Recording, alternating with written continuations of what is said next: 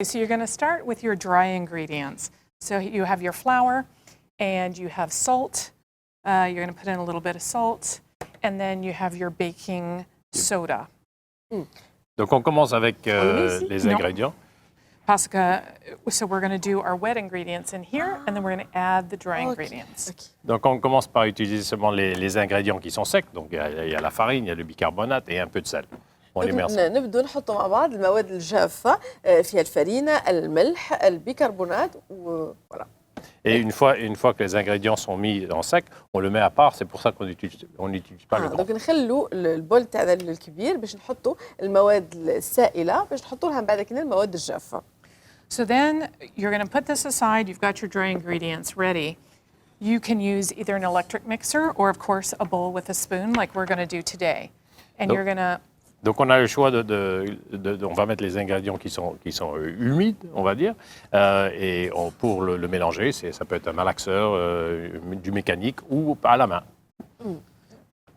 So we're going to add our... Un fouet, par exemple? Oui, on pourrait faire un fouet aussi.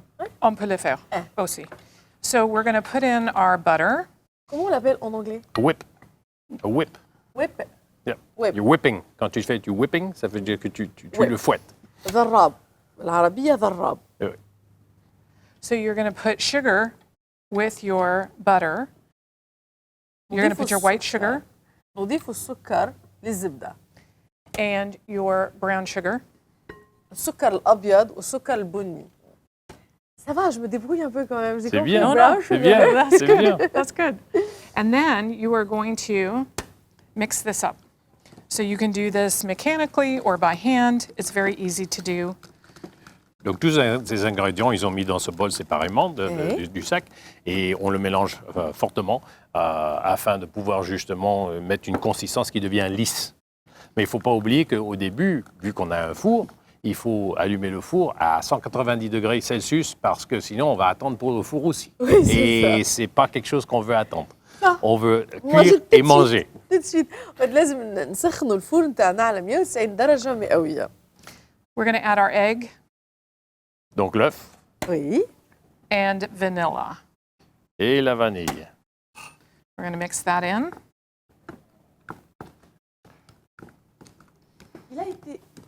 Il a été inventé comment et où ils ont été inventés comment et où les cookies? So Americans love food that they can eat with their hands. Oui, les Américains adorent ce qu'on peut manger avec les mains. So sandwich, pizza, and a little dessert that you can just put in your mouth with your hand. Bien sûr, la pizza a été inventée ailleurs, le pain, c'est global, mais tout ce genre de nourriture qu'on mange avec la main, ils adorent.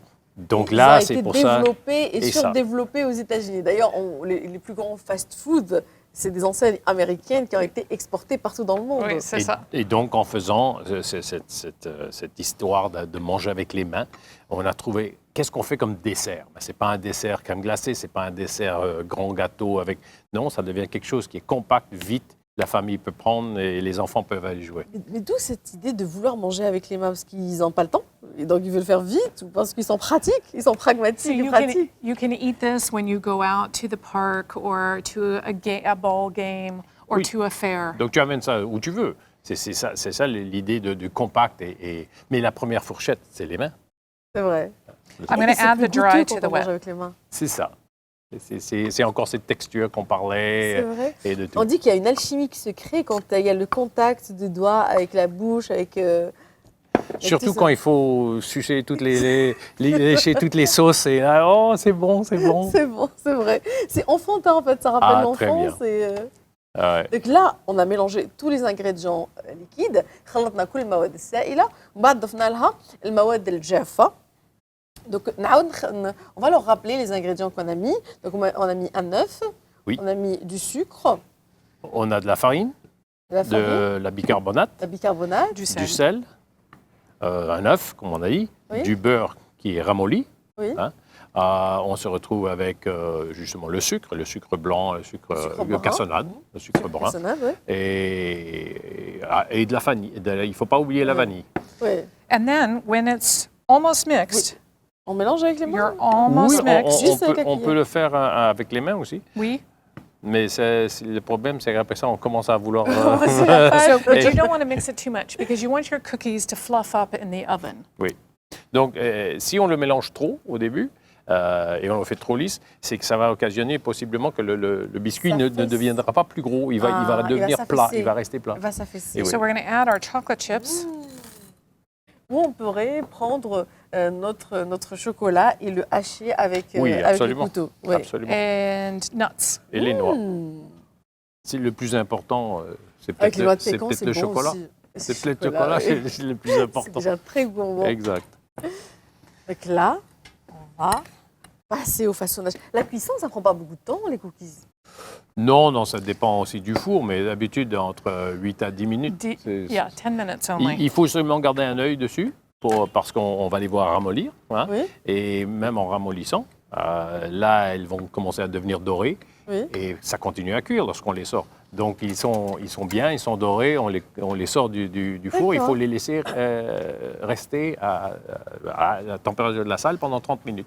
So D'accord. you can put them on your cookie sheet about 3 centimeters apart. Oui, à peu près 3 cm, on les met, on fait nos petits biscuits et on fait une boule comme ça parce qu'ils vont ramollir. On les aplatit pas, c'est Non. important. Non, Faut on pas les aplatit pas. sinon après, ils vont continuer à s'affaisser. C'est ça. Il faut pas les mettre au frigo. Il y en a qui disent qu'il faut mettre les frigos pour qu'ils Il y en a qui ont ça dépend de la température qu'il y a dans la salle. Dans la Si c'est salle. une salle chaude comme du pain, hein, du pain, on change la température de l'eau. Oui. Si on fait, c'est la même chose. Donc si c'est une température qui est assez chaude, oui, on va les mettre dans le frigo. Excellent. Et avec une petite quantité, on a quand même pas mal de cookies. Hein. Ah oui, Oui. oui, oui, C'est une absolument. recette plus ou moins économique. You can have 30 or 40 cookies from this recipe. Ah ouais. Yeah. Donc entre 30 et 40 biscuits dans cette recette, c'est assez bien et on peut en faire. Et ils se gardent bien aussi. Hein. L'autre chose que beaucoup de gens peuvent faire, c'est ils peuvent en faire en quantité, ils les font en famille. Oui. Et là, lorsqu'ils ont fait le biscuit, ils le mettent dans le congélateur. Il y en a qui vont les faire déjà faits sans cuisson dans le congélateur, mais beaucoup vont les cuire et parce qu'il faut quand même goûter ce qu'on a travaillé. Et le reste qu'ils ont cuit, ils vont les mettre dans le congélateur. Et là, ils ont seulement besoin de les sortir et ils en prennent. D'accord, donc on peut les préparer à l'avance. نقدروا نوجدوهم من قبل ونحطوهم في الكونجيلاتور.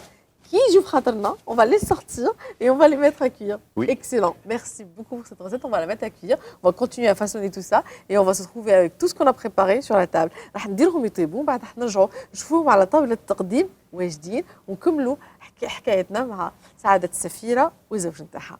شكرا. Merci. Merci.